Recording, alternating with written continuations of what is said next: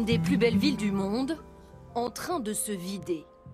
En 2009, Paris comptait 2 234 105 habitants. En 2014, 2 220 445.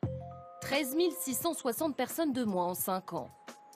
Pour la mairie de Paris, l'un des responsables, les sites de location entre particuliers comme Airbnb.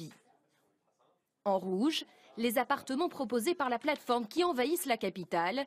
Il y en a près de 60 000 aujourd'hui à Paris. Depuis 2009, 20 000 logements auraient été reconvertis en location touristique.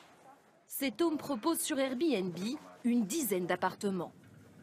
C'est un business, quoi. On n'y habite pas, quoi. C'est uniquement réservé pour la location, quoi, en fait. Ah ouais. Dans le premier arrondissement plébiscité par les touristes, le phénomène explose. Ici, moins 5% d'habitants en 5 ans. Pour le maire, un désastre économique. Les occupants qui viennent pour un week-end ne consomment pas dans les commerces locaux. Ce ne sont pas des enfants qu'on inscrit dans les écoles.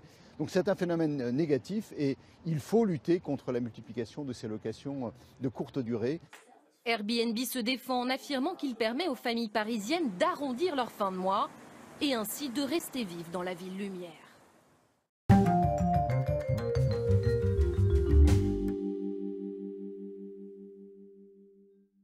Et on va un peu plus loin avec vous, Jean-Paul Chapelle. Bonsoir. Bonsoir. Est-ce qu'ailleurs, dans les autres capitales européennes ou mondiales, la lutte est plus drastique contre ce phénomène Airbnb? Oui, David. À Berlin, il est désormais interdit de louer une habitation entière, seulement des chambres. Le propriétaire doit occuper au moins la moitié de son logement, sinon il risque une amende de 100 000 €. La mairie encourage même la dénonciation via un formulaire en ligne. À Londres, à partir de cette année, interdiction de louer plus de 90 jours par an. À Amsterdam, c'est 60 jours maximum. À Barcelone, les propriétaires doivent obtenir une licence de location touristique. À New York, la mairie interdit à un propriétaire de mettre plusieurs appartements en location et il ne peut louer que 30 jours par an. À San Francisco, la mairie a tenté de réduire ce plafond à 75 jours, mais les habitants s'y sont opposés par référendum. Ça reste à 90 jours par an. Vous voyez que c'est devenu un débat public. Et Airbnb, on s'imagine souvent que c'est une petite start-up. Est-ce que c'est toujours le cas?